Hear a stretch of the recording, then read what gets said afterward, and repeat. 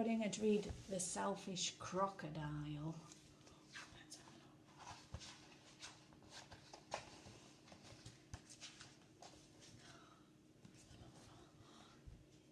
Deep in the forest in the river lived a large crocodile. He was a very selfish crocodile. He didn't want any other creatures to drink and bathe in the river.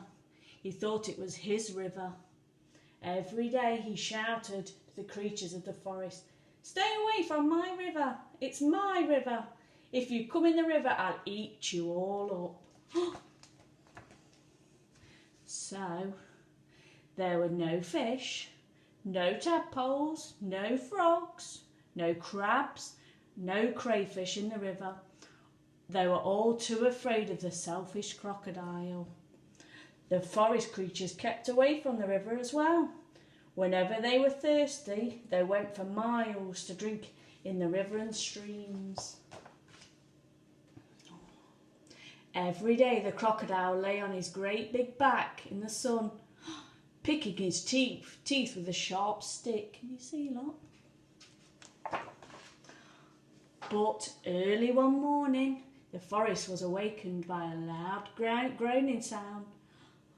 Something is in terrible pain. The creatures thought that it was an animal caught by the crocodile. Ah, ah! But as the sun came out brightly, they saw that it was the crocodile who was in pain. He was lying on his big back, holding his swollen jaw, and he was crying real tears.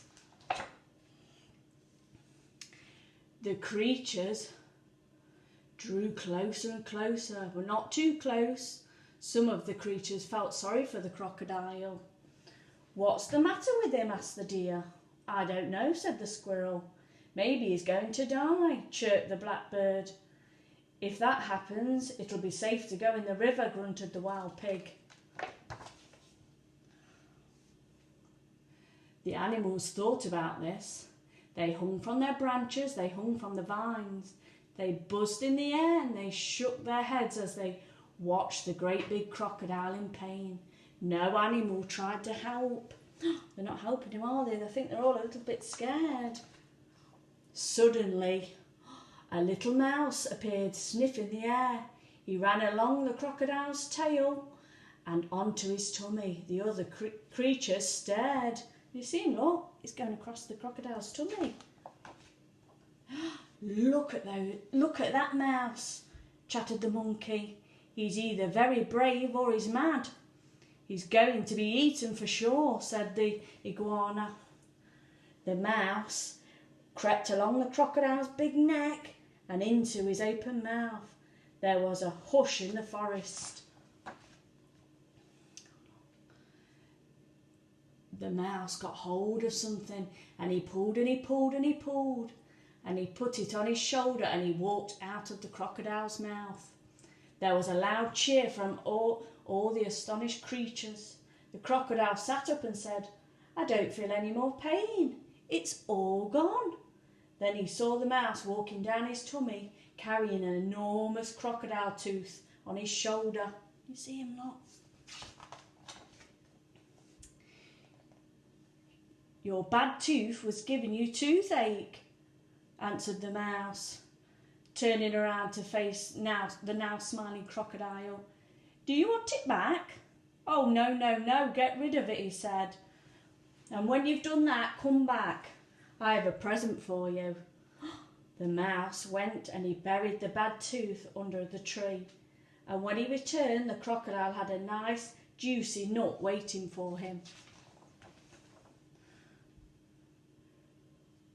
As the crocodile watched the mouse eating the nut, he said to him, "You were very clever getting rid of my toothache, and it was very kind too.